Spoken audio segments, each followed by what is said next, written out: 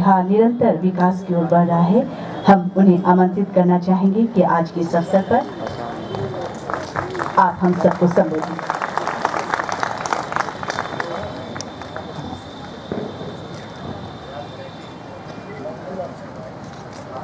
माननीय उप मुख्यमंत्री श्री तेजस्वी प्रसाद यादव जी, माननीय मंत्री ऊर्जा एवं वाणिज्य कर विभाग श्री विजेंद्र प्रसाद यादव जी, माननीय विधायक श्री संजीव चौरसिया जी, बिहार सरकार के मुख्य सचिव श्री अंजनी कुमार सिंह जी, ऊर्जा विभाग के प्रधान सचिव और आपदा प्रबंधन विभाग के प्रधान सचिव श्री प्रत्यय अमृत जी, मुख्यमंत्री के प्रधान सचिव Shri Chanchal Kumar ji, South Bihar power distribution company limited के प्रबंध निदेशक श्री आर लक्ष्मणन जी, यहाँ उपस्थित अन्य सभी अधिकारीगण,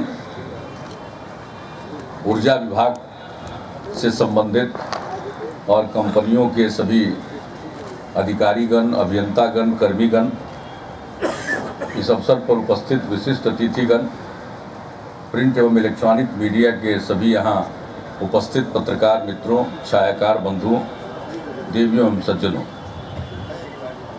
मैं सबसे पहले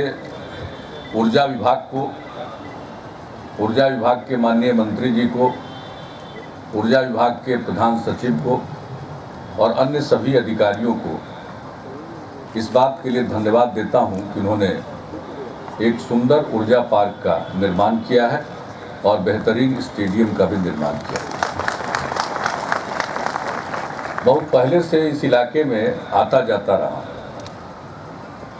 और जब ये जो सरकार के हाथ में ज़मीन थी और इसको देखते थे, कहीं गड्ढा है, कहीं दुर्गंध आ रहा है, कहीं कचरा का ढेर लगा है, जिस हालत में इसको देखते थे कभी भी। और अब तो इधर राजवर्धन आजाद जी अपना क्लिनिक खोले हैं, आँख के जो डॉक्टर हैं, तो आँख अपना दिखाने के लिए उन्हीं के हम जाते रहते हैं यदा कदा, तो इस हाल पर हम देखते रहते हैं। लेकिन जब ये निर्णय किया गया कि भाई इसको एक पार्क के रूप में विकसित करना, घनी आबादी है, लेकिन खुली जगह होने के बाद भी उस खुली जगह के सदुपयोग करने का अवसर नहीं था, तो इसलिए मैं धन्यवाद दे रहा हूं कि हम लोगों ने जो सोचा, चाहा, उसी के अनुरूप और बेहतरीन ढंग से आपने इस पार्क का निर्माण किया। और अभी तो शुरुआत है। अंजनी बाबू हमारे मुख्य सचिव हैं, तो मुख्य सचिव के नाते तो अपना काम करते ही हैं, लेकिन इनकी व्यक्तिगत दिलचस्पी कला संस्कृति में है और खास करके पौधों में। मुझको नहीं मालूम है कि इस देश का कोई IAS ऑफिसर इतना बड़ा पौधा विशेषज्ञ होगा। दुनिया भर में कौन पौधा कहाँ है, वहाँ से लाना, यहाँ उसको लगाना, उसकी देखभाल करना, तो इसमें इनकी रुचि है, बहुत ज़बरदस्त रुचि है। तो इन्होंने ही यहाँ कौन पौधा कहाँ लगे ये सब किया है। लेकिन आज हम कुछ सुझाव इनको दिए हैं कि कुछ पौधा और कौन कौन लगवा दीजिए, ताकि जो टहलने वाले लोग हैं थोड़ा देर से भी टहलेंगे तो उनको छाया मिल जाए, क्योंकि बाकी जितने पौधे हैं उसको होने में और बढ़ने में थोड़ा समय लगेगा। इसलिए हम तो अपने यहाँ शुरू किए अन्य मार्ग से कि चंपा और फाइकस दोनों का कॉम्बिनेशन इतना सुंदर है, साल भर के अंदर खूब बड़ा हो जाता है और चंपा का सफ़ेद फूल खिलता है, इतना सुंदर लगता है। तो हमने कहा कि और उससे और दोनों तरफ जो चंपा का पेड़ होता है उसका एक कैनोपी बन जाता है, तो चलते जाइए, देर से भी, धूप भी है, पता नहीं चलेगा। तो विलंब से भी अगर लोग आएंगे टहलने के लिए तो इस तरह से इसको और ज़्यादा लोग इस्तेमाल करेंगे। और पटना में तो हम लोगों ने अनेक पार्कों का निर्माण किया और पार्क का निर्माण और उसको बुनियादी तौर पर हमने कोशिश की कि चिल्ड्रन पार्क की तरह रहे, बच्चों का पार्क। मैं तो चाहता हूं पटना फिर से पार्क का शहर बने।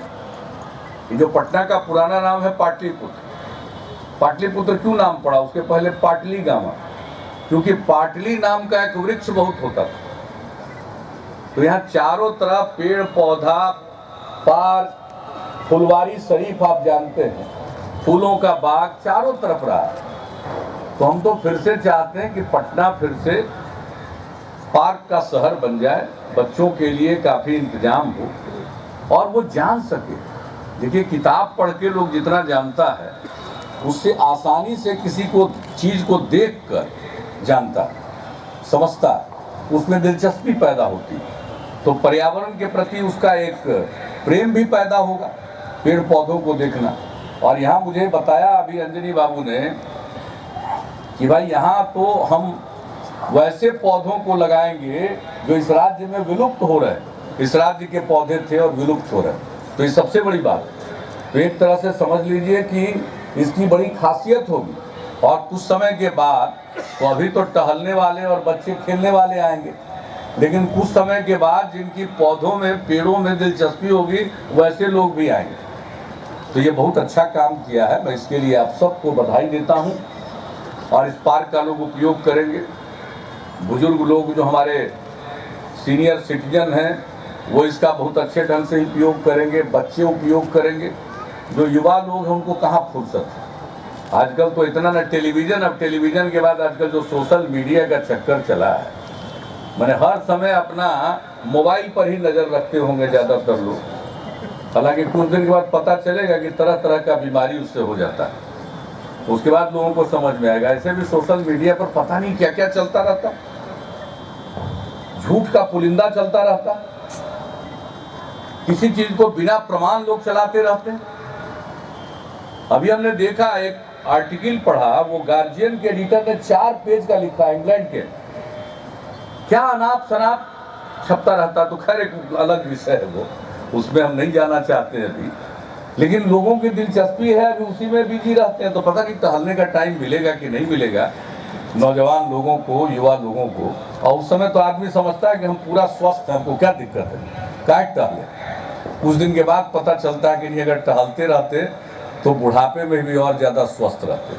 तो सबको टहलना चाहिए, ये अवसर जो मिला है, सवेरे इसका उपयोग करिए, टहलिए, घूमिए, शाम में घूमिए, बच्चे घूमेंगे, पार्क में आएंगे, देखिए कितना सुंदर फव्वारा है, और दोनों तरफ से ब्रिज बना दिया गया है तरह तरह से। तो इसका अर्थ और कुछ दिनों के बाद इसकी उपयोगिता और समझ में आएगी। और ऊर्जा पार्क नाम दिया, ऊर्जा विभाग ने ही बनाया है।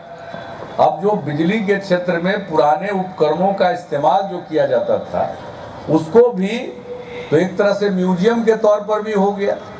पुरानी चीज़ें अब लोग जानेंगे, आज के युग में कहाँ बहुत बात जानता है। अब किस समय कैसा ट्रांसफार्मर होता था, कैसा मीटर होता था, आज देखेंगे तो जानेंगे। अच्छा, तो इस तरह से और बहुत अच्छा है। और आज के दिन इस पार्क के उद्घाटन, स्टेडियम के उद्घाटन, और स्टेडियम के बारे में तो पूरा तेजस्वी जी ने बता दिया।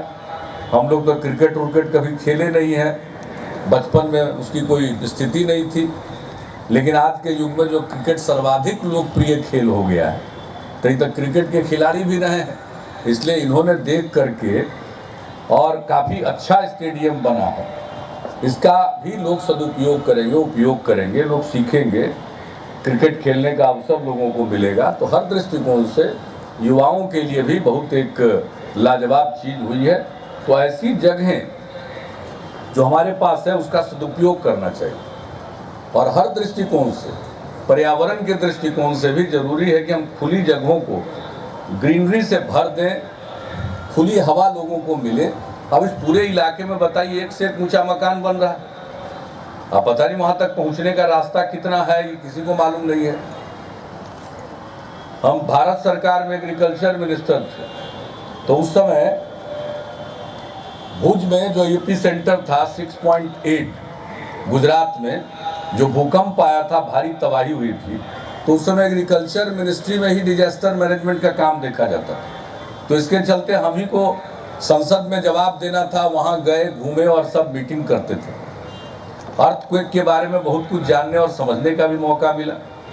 तो उस समय वहाँ के लोग हमको बताए, एक्सपर्ट लोग हमको जानते थे कि बिहार के हैं, पटना के हैं, तो कहा कि एक बात कहें, अन्यथा न लीजिएगा। तो हमने कहा बताइए।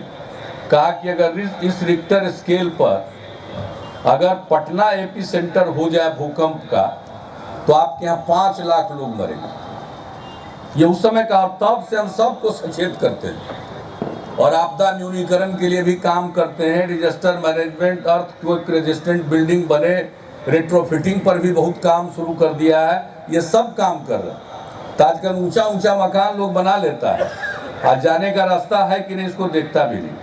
अगर कुछ हो गया, भगवान न करे, आज के दिन तो प्रार्थना करेंगे, धनतेरस का दिन है, यम का भी दिन है, हम प्रार्थना करेंगे। और आज ही के दिन प्रार्थना होता है कि अकाल मृत्यु से लोग बचे, तो हम सबसे पहले प्रार्थना करेंगे कि ऐसी कोई आपदा ना आए कि लोग अकाल मृत्यु का सामना लोगों को करना पड़े। वो एक अलग बात है, लेकिन ये भवन बनते, अब वहाँ कोई खुली जगह नहीं, तो मैं समझता हूँ कि इस जगह पर जो ये पार्क बना है, इसका लाभ लोगों को बहुत मिलेगा और पूरे इलाके का पर्यावरण। और हम तो समझते हैं कि जो निजी लोग, जमीन उमीन वाले लोग होंगे, उनका तो जमीन का रेट भी बढ़ गया होगा, भारी रेट बढ़ा होगा। मैंने हम जो काम करते हैं उससे ही जमीन वालों का रेट भी बढ़ता जाता है, लेकिन समय पर भुला जाते हैं हम कोई लोग। पिछले 10 साल में जिनको सबसे ज्यादा फायदा हुआ, आखिरी चुनाव के टाइम में सबसे ज्यादा लगता तलवार लेके खड़ा। तो खैर हम लोगों का काम है सेवा करना, हम लोग तो सेवा करते रहेंगे। शहरों के लिए भी कोई मामूली काम हुआ, कोई मामूली काम हुआ शहरों के? तो खैर उन सब बातों की चर्चा करने से कोई फायदा नहीं है। मन में सोचिएगा, धनतेरस का दिन है, पवित्र दिन है, सोचिएगा मन में कि करता कौन है और नजर कहीं और रहती है। ये सब जरा ध्यान रखना चाहिए, ये सब अपने आप ध्यान रखिए, नहीं तो करने की किसी को प्रेरणा नहीं मिलेगी। तब बिना किए अगर किसी को लाभ मिलता रहेगा हवाबाजी से, तो बोलिए लोग हवाबाजी का ना कंपटीशन करेंगे जी। तो हम तो हवाबाजी के एक्सपर्ट हैं नहीं, हम काम के एक्सपर्ट, काम करते रहते हैं। जब तक आपका मैंडेट है काम करते रहेंगे, सेवा करते रहेंगे और हर क्षेत्र का विकास। अब बताइए बिजली का, क्या बिजली मिलती थी पहले? 70 यूनिट बिजली प्रति व्यक्ति था, वो बढ़ा करके 2012 में हो गया 144 यूनिट प्रति व्यक्ति। 2012 15 अगस्त के दिन गांधी मैदान में स्वतंत्रता दिवस के अवसर पर झंडा फहराने के बाद जो भाषण देते हैं हम लोग, उसमें हमने कह दिया कि बिजली पर पूरा ध्यान है, सुधार ला रहे हैं और बिजली में आगे और सुधार आएगा। और हमने यहाँ तक कह दिया कि अगर बिजली में सुधार नहीं ला पाएंगे तो अगली बार वोट मांगने नहीं आएंगे। विजेंद्र जी फिर स्लिप कर गए, हम माफी मांगने का बात नहीं की, हम खाली कहते कि बिजली में सुधार नहीं लाएंगे तो वोट नहीं मांगने आएंगे। अभी चुनाव के टाइम में तरह तरह का बात हमारे ऊपर किया गया, तो हम अपना टेप सुनवा देते थे कि देखिए इसके अलावा अगर किसी के पास है ऑडियो विजुअल कुछ भी हो तो बताइए। तो एक संकल्प था कि भाई हमने कह दिया बिजली की स्थिति में सुधार लाएंगे और काम करना शुरू किया। आज कहां पहुंच गए?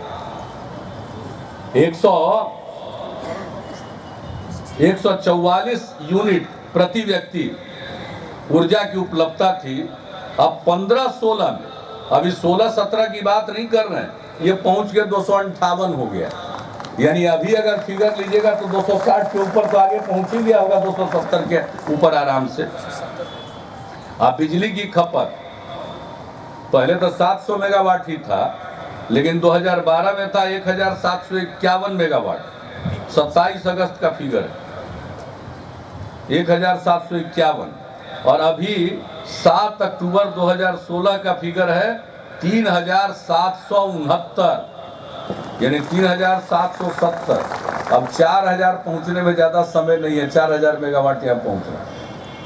तो इसलिए हर एक क्षेत्र में, चाहे ऊर्जा का जनित्रीकरण हो, जनरेशन हो, पावर प्लांट लगाने की बात हो, या उसके लिए ट्रांसमिशन सिस्टम की बात हो, या सब ट्रांसमिशन सिस्टम हो, या डिस्ट्रीब्यूशन नेटवर्क, हर चीज पर हम लोगों ने ध्यान दिया। और आज तो हमारा जो 7 निश्चय है उसमें एक निश्चय यह भी है कि हर घर में बिजली का कनेक्शन देंगे। उसके लिए सर्वे चल रहा है और अभी बताया कि सर्वे का काम लगभग पूरा होने पर है। और हमने कह दिया ही नवंबर महीने 20 नवंबर को पहला रिपोर्ट कार्ड हम लोग पेश करने जा रहे हैं। उसके पहले ये हर घर बिजली का कनेक्शन देने का भी जो हमारा 7 निश्चय का एक निश्चय है, उस पर भी काम शुरू हो जाएगा। और आज तो अब देख लीजिए, जिला का जिला ऊर्जान्वित होता चला जा रहा है। पहले ही मुंगेर एवं शेखपुरा हो गया था अगस्त में, और आज मुझे खुशी है कि आज जो सबसे हमारा उत्तर पूर्व का सीमावर्ती जिला है किशनगंज, वह भी पूर्ण रूप से विद्युतीकृत हो गया। तो इसी तरह से यह बढ़ता जाएगा। हम लोगों का जो गांव है बिहार में 39,073, यानी गांव जो होता है बिहार मतलब राजस्व गांव, 38,000 से अधिक गांवों का विद्युतीकरण हो चुका है। बाकी का 2017 तक हो जाएगा। ये तो गांव की बात बोले, बाकी जो बसावट है, टोला है, राजस्व गांव से जुड़े जो बसावट हैं, गांव हैं, उसको लेकर आप करिएगा तो 1,06,218 ऐसे बसावट हैं, जिसमें से 70,000 से अधिक बसावट में बिजली विद्युतीकरण का काम पूरा हो चुका है। और बाकी जितना टोला बचेगा, बसावट बचेगा, दिसंबर 2017 तक ऐलान है हमारा, 17 तक ये काम पूरा हो जाएगा। और शायद देश में बिहार पहला राज्य होगा जिसके हर गांव में, और उसके बाद हमारा निश्चय एक कदम आगे है, हर घर में बिजली का कनेक्शन होगा। बाकी बिजली लोगों को मिल जाएगा, लेकिन ऐसा मत समझिएगा कि बिजली का बिल मत दीजिएगा। बिजली का बिल जरूर दीजिएगा। बिजली भी तो बड़ा मुश्किल से खरीद करके और इतना प्रबंध करके दिया जाता है। तो हम देखते हैं हमारे यहाँ बिहार में लोग बिजली बिल अदा करते हैं, ठीक से अदा करते हैं, लोग अदा करना चाहते हैं, लेकिन झंझट हो जाता था इन्हीं लोगों से। बिजली का बिल ही गड़बड़ भेज देते थे। घर में 2 कमरा है, अब बिजली का बिल 15-20 हजार 30 हजार का चला जाता था। तो कई लोग आके शिकायत करते थे। इसलिए हम लोगों ने इन लोगों को कहा, जिसका जिक्र श्री प्रत्यय अमृत ने किया, कि भाई ये जो माइक्रो स्तर पर जो समस्याएं हैं, माइक्रो इशूज हैं, इसको देखिए। मैक्रो इशूज तो हम लोग देख चुके। जितनी बिजली की जरूरत है उसका बिहार में जनरेशन, और बाहर जो निजी क्षेत्र या एनटीपीसी के ऊर्जा प्लांट से बिजली मिलने की संभावना है, उसमें कोई समस्या नहीं। जितनी बिजली की जरूरत होगी हम लोग उसको प्राप्त कर लेंगे। अब ट्रांसमिशन के लिए भी सब काम हो रहा, ग्रिड स्टेशन का निर्माण, उसका सब ट्रांसमिशन में ग्रिड सब स्टेशन का निर्माण, और फिर डिस्ट्रीब्यूशन नेटवर्क, उसकी पूरी कहानी कह दी। पावर सब स्टेशन से लेकर घर घर बिजली पहुंचाना, ये सब काम तो हो रहा। लेकिन अब जो नीचे के सूक्ष्म स्तर के विषय वही है। अगर सब लोग बिल देंगे तो सरकार को बिजली विभाग की जो कंपनियां हैं, चाहे वो south Bihar power distribution company हो या north Bihar power distribution company हो, इसको राजकोष से, बजट से इनको मदद करने की जरूरत नहीं पड़ेगी। इनको कोई घाटा नहीं होगा। अगर जो बिजली या आपूर्ति कर रहे हैं और समय पर बिल की वसूली हो जाएगी तो ये घाटे में नहीं रहेंगे, ये बाद में मुनाफे में चले जाएंगे। लेकिन उसके लिए जरूरी है कि समय पर बिल मिले और बिल भी प्रॉपर हो, इधर उधर नहीं होना चाहिए। तो अब उस दिशा में ये लोग काम कर रहे हैं। बहुत मामलों में कंप्यूटरीकरण किया है। देहात के इलाके में जो यूज करते हैं, बिजली का प्रयोग करते हैं लोग, हर जगह बिजली का कनेक्शन उनको चाहिए। तो उससे अच्छा है कि हमने इन लोगों को सुझाव दिया कि आप जैसे सिम कार्ड होता है वैसे ही प्रीपेड कार्ड का सिस्टम शुरू करिए। अब कहीं पर मोटर लगाना है, जहाँ भी मोटर लगाना हो, जहाँ उसका पंपिंग का इंतजाम हो, वहाँ पर वो कर लेगा। तो अब ये इस दिशा में भी बढ़ रहा है। तो इन सब चीज़ों से जो बिजली की आपूर्ति होगी उसमें जो बिल आना चाहिए, बिल लोगों को मिलना चाहिए, जो पैसा लोग जमा करें, ये धीरे धीरे ये सब चीज़ें भी हो जाएंगी। तो ऐसे माइक्रो इशूज पर भी हमने ध्यान देने के लिए इन लोगों से कहा है और उस दिशा में वो काम कर रहे हैं। और अब सबसे बड़ी बात है कि हर चीज़ के लिए एक टाइम फ्रेम तय कर दिया गया है। और उस टाइम फ्रेम में जैसे 2017 तक हर गांव में बिजली पहुंच जाएगी। और गांव से मेरा मतलब है बसावट, जिस गांव की अपनी कोई स्वतंत्र नाम के जरिए पहचान नहीं है, वैसे टोलों तक मिली, हर जगह बिजली पहुंच जाए। कोई नहीं कहेगा, जो लेना चाहे वो बिजली ले सकता है। अभी लोग सर्वे कर रहे हैं तो जाते हैं घर घर, बिजली का कनेक्शन चाहिए तो बता रहे हैं कि आप 2% ऐसा आदमी भी मिलता है, इनको कहता है कि नहीं हमको बिजली का कनेक्शन नहीं चाहिए, क्योंकि 10 महीना तो हम बाहर रहते हैं, तो 2 महीना के लिए क्या करें बिजली लेकर। कैसे लोग भी आ रहे हैं। उसका भी अध्ययन किया जाएगा कि ऐसे लोग कौन हैं और बिजली का कनेक्शन क्यों नहीं लेना चाहते। इससे भी एक हम सामाजिक आर्थिक सर्वेक्षण कराएंगे। इसलिए आप लोगों से आग्रह है, जो नहीं लेना चाहते हैं बिजली का कनेक्शन, यानी जो आवश्यकता नहीं महसूस करते हैं, उसका भी रिकॉर्ड रखिए, ताकि उस हिसाब से उसका भी आकलन अध्ययन अन्य चीज़ों के लिए भी हो सके। तो वह भी टाइम बाउंड, जब गांव में बिजली पहुंच गई तो बिना विलंब किए घर घर में बिजली पहुंच जानी चाहिए, ये हम लोगों का लक्ष्य है।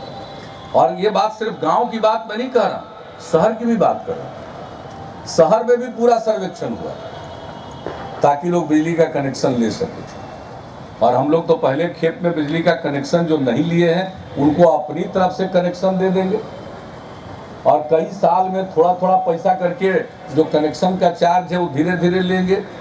लेकिन किसी को एक मुश्त बहुत पैसा जमा करने की जरूरत नहीं पड़ेगी। यही है हमारा 7 निश्चय का एक निश्चय, घर घर बिजली का कनेक्शन सरकार की तरफ से दिलवा दें। तो ये सारा काम होगा। और आज उसी सिलसिले में इन लोगों ने हर क्षेत्र में, सब ट्रांसमिशन के क्षेत्र में, डिस्ट्रीब्यूशन के क्षेत्र में अनेक योजनाओं का उद्घाटन और उसका शिलान्यास भी कराया है। इसके लिए मैं इनको बधाई देता हूं। और सुंदर स्टेडियम के निर्माण के लिए 5 टर्फ विकेट, इसके लिए भी मैं बधाई देता हूं भाई सब तरह से। और इतना सुंदर पार्क के निर्माण के लिए। और एक ही हम अपेक्षा करेंगे कि मंत्री जी बैठे हुए हैं, ऊर्जा मंत्री जी, करबिगहिया में जहां पटना का पावर प्लांट था शहर वाला, क्या नाम था उसका कंपनी का? नहीं, पटना वाला जो पावर कंपनी है पेस्को, उसका था पावर प्लांट, वो तो बंद हो गया, लेकिन उसका टावर अभी देखने में फालतू लगता है। ये हम प्रत्यय अमृत जी को चिमनी है, हमने कहा कि भाई देखिए इसको सुंदर ऐसा बनाइए कि ये भी एक बन जाए, आइकॉनिक इसका पिक्चर आ जाए। तो ये अब देखें कब करते हैं, जोर से बोलिए ना, वी विल डू इट। बहुत धन्यवाद, आपको भी कर दीजिए, ताकि वहाँ पर उतना पुराना प्लांट है। अब नई पीढ़ी का लोग जाकर देखना चाहेगा कि पहले पावर प्लांट कैसा होता था, जाकर देखेगा, अध्ययन करेगा, लोगों को जानकारी होनी चाहिए। और बाकी का स्पेस, अब चारों तरफ फ्लाईओवर बन गया, अब ऐसा बनाइए और उसमें ऐसा बढ़िया घड़ी लगाइए कि जिधर से देखे लोगों को दिखाई पड़े। यानी बिहार के कुछ जो प्रतीक चिन्ह हैं लोगों को दिखाई पड़े, कोई आवे तो उसको दिखे। और इसमें भी अंजनी बाबू आपको अच्छा सुझाव दे सकते हैं, बहुत बढ़िया। ऐसे भी स्ट्रीट पेंटर सबको बुलाए हुए, ये कला वर्ष भी है ना। यक्षिणी की मूर्ति मिली थी 100 साल पहले, बहुमूल्य मूर्ति यक्षिणी की 100 साल पहले मिली थी, इसलिए पूरे साल कला वर्ष के रूप में भी मना रहा है। तो जगह जगह स्ट्रीट पेंटिंग भी होगी। तो अंजनी बाबू तो आपको इस साल बहुत बढ़िया से मदद कर देंगे। टॉप ग्रेड के पेंटर को दुनिया भर से बुला करके आपका ऐसा पेंटिंग करेंगे कि लोग देखते रह जाएंगे कि बड़ा सुंदर है। और बिहार के बारे में जो तरह तरह की भ्रांतियाँ फैलाई जाती है, खैर बाहर का लोग तो कम, अपने ही लोग ज़्यादा यहीं से फैलाते रहते हैं। अपनी छवि बिगाड़ने का ऐसा अद्भुत कार्य करने वाला कोई दूसरा राज्य नहीं जैसा हम लोग इस मामले में विशेषज्ञ। तो खैर अब धीरे धीरे नकारात्मक के साथ साथ सकारात्मक सोच का भी विकास हो रहा है। और मैं समझता हूं कि अंततोगत्वा जो हमारा गौरवशाली अतीत है, हम उस स्थान को फिर से प्राप्त करने में कामयाब होंगे। और उस क्षेत्र में, ऊर्जा के क्षेत्र में, आज जो सबसे बड़ी लोगों की चाहत है बिजली, बिजली के बिना कुछ नहीं संभव है। तब बिजली हर घर को उपलब्ध हो जाए तो एक बहुत बड़ी चीज होगी। और दावे के साथ बिहार के लोग जो बिहार के बाहर में रहते हैं वह भी कह सकते हैं कि देखो हमारे बिहार में चलकर देखो, चलो बिहार देखो कैसा बिहार। और हर एक कार्यक्रम, अब बिहार में कौन सी जगह नहीं है बताइए। अभी हम आ रहे हैं, जो आने में थोड़ा विलम्ब हुआ, हम पावापुरी गए हुए थे। आज भगवान महावीर का 2542वां निर्वाण का दिन है। 2542 वर्ष पहले उनका निर्वाण हुआ था, आज ही के दिन। तो उस अवसर पर वहाँ कार्यक्रम था, जैन मंदिरों में हम वहाँ गए हुए, वहाँ से आने में विलम्ब हुआ। बताइए, भगवान बुद्ध के ज्ञान प्राप्ति यही हुई, और उनके ज्ञान प्राप्ति के 2550वें वर्ष में हम लोगों ने यहाँ पर बुद्ध स्मृति पार्क बनाया। उस तरह से भगवान महावीर की भी स्मृति में करेंगे। निर्वाणोत्सव जो होगा उनका, वह भी राजकीय समारोह के रूप में मनाया जाएगा अगले वर्ष से। लेकिन साथ साथ देखिए, गुरु गोविंद सिंह जी महाराज का जन्म स्थान यही 350वां जन्म का वर्ष है, प्रकाश उत्सव के रूप में मनाया जाएगा। कितनी बड़ी संख्या में बाहर से लोग आएंगे, और हम लोग अगर इन सब क्षेत्रों में, बहुत लोग देखना चाहेगा, इधर भी बहुत लोग रहने वाले होंगे, उनके भी परिचित लोग आएंगे देश से विदेश से, तब आ करके वो लोग देखेगा तो अच्छी छवि लेकर जाएगा। एक एक काम करवा रहे। तख्त हरमंदिर साहब के बगल का दोनों गली है, उसका एक एक इंच हम लोग देख करके आए।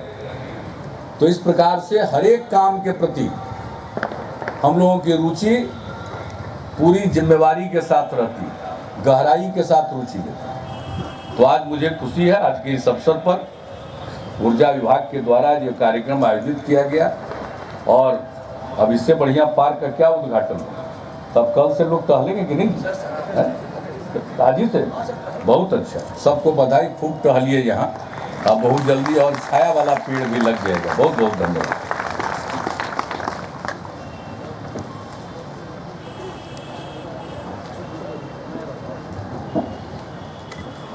माननीय मुख्यमंत्री बिहार को अपने व्यस्तम कार्यक्रम के बीच हम लोग के बीच